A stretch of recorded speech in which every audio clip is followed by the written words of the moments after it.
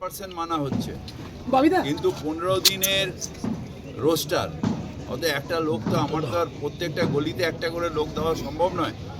একটা ওয়ার্ডের যে সাব অ্যাসিস্ট্যান্ট ইঞ্জিনিয়ার সে মানে পুরো ওয়ার্ডটা ঘোরে, তাই একটা জায়গায় 15 দিন অন্তর তাকে ভিজিট করতে হবে। যদি ইলিগাল বাড়ি হয় বা লিগাল বাড়ি ধরুন ওখানে হচ্ছে, তো ছবিটা তুলে নিয়ে ওর নিজের এক্সিকিউটিভকে বাইরে দেখাবে যে হচ্ছে কিনা। আর এখন তো যেহেতু অনলাইনে আছে, অনলাইনে ওটা মিলিয়ে নেবে যে এর সাথে কি আছে। বলছি ববিদা, এই দুর্ঘটনা থেকে শিক্ষা নিয়ে কি পুরসভা ববিদা বলছি এই দুর্ঘটনা পারমিশন নিয়ে করতে হবে এবার থেকে? এই যে লিফটিং এর কাজ অনেক জায়গায় হয়, কলকাতায় লিফটিং কাজ অনেক জায়গায় হয়, যেখানে হেলে পড়া আছে সেখানে স্ট্রাকচারাল ইঞ্জিনিয়ারের সার্টিফাই করতে হয়, সেখানে একজন ইঞ্জিনিয়ারকে দায়িত্ব নিতে হয়, সেখানে যে কোম্পানি লিফটিংগুলো করে তাদের ক্রেডেনশিয়াল দেখতে হয়, তারপরে পৌরসভা তার পারমিশন দেয়।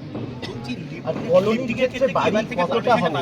কলোনির ক্ষেত্রে কি আপনারা ভাবনা চিন্তা করছেন? কোনো নিয়ম আছে কলোনি বা এ বলে আলাদা কিছু নেই। এখন তো এখানে যা রোডের ভিত অনুযায়ী এখানে যে এফআইআর পাবেন একটা আমার চেতলাতে, যেখানে ওই পুরনো বাড়ি মানে যেখানে পুরনো পাড়া মানে যেগুলো আগে কর্পোরেশনের রয়েছে একই আছে। কলোনি বলে আলাদা কিছু নেই। কলোনি এটা মমতা ব্যানার্জি এসে যেহেতু তাদের পাট্টা দিয়ে দিয়েছে, তাদের এখন অধিকার আছে যে বাড়ি তৈরি করা। আগে অধিকার ছিল না, তাই ইলিগাল করতো। এখন তো পাট্টা নিয়ে তার অধিকার আছে যে বাড়িটা তৈরি করতে। অনেকেরই সিসি ছোট বাড়ির ক্ষেত্রে জেনারেলি ছোট সিসি সব খেলে নেওয়া উচিত, কিন্তু ছোট বাড়ির ক্ষেত্রে সিসি অনেক সময় নেয় না।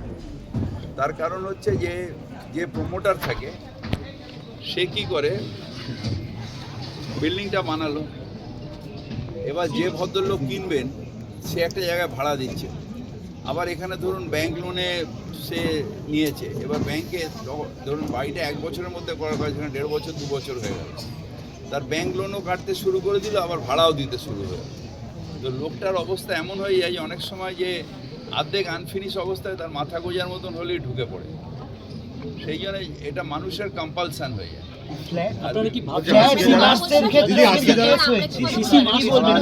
প্রমোটার অভিযুক্ত, হরিয়ানা সংস্থা অভিযুক্ত, কিন্তু ফ্ল্যাট ওনারদের এটা আইনত হয়েছে, ওনাদের পাশে আমরা 100% আছি।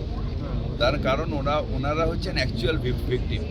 ববিদা বলছি যারা ফ্ল্যাট কিনেছেন ঠিক যে তাদের প্ল্যান দেখে কেনা উচিত ছিল। ববিদা বলছি হ্যাঁ, এই যে 17,000 টাকা তাকে লোন দিতে হচ্ছে, তারা এরা হলো অরিজিনাল ভিকটিম। আপনি কেউ ভিকটিম না, সর্বস্ব হারা হয়েছেন এরা হচ্ছে অরিজিনাল ভিকটিম, যাদের সর্বস্ব চলে গেল। কারণ এখানে একটা ধরুন প্রায় মার্কেট প্রাইস একটু সস্তায় ফ্ল্যাট পেয়েছে, তারপর সেটার জন্য লোন নিয়েছে। মধ্যবিত্ত পরিবার তো লোন নিয়ে সেখানে সে মাথা বোঝার একটা ব্যবস্থা করেছে।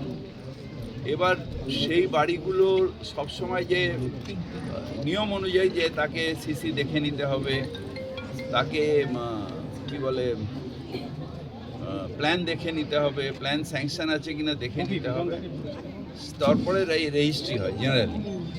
কিন্তু এদের ক্ষেত্রে কি হয়, যেহেতু এগুলো ছোটো ছোটো এবং অনেকদিন আগেকার, এরা তখন এই নিয়মগুলো মানে। এখন তো সুপ্রিম কোর্ট বলে দিয়েছে যে সিসি ছাড়া সেই বাড়িতে কোনো ইউটিলিটি যাবে না।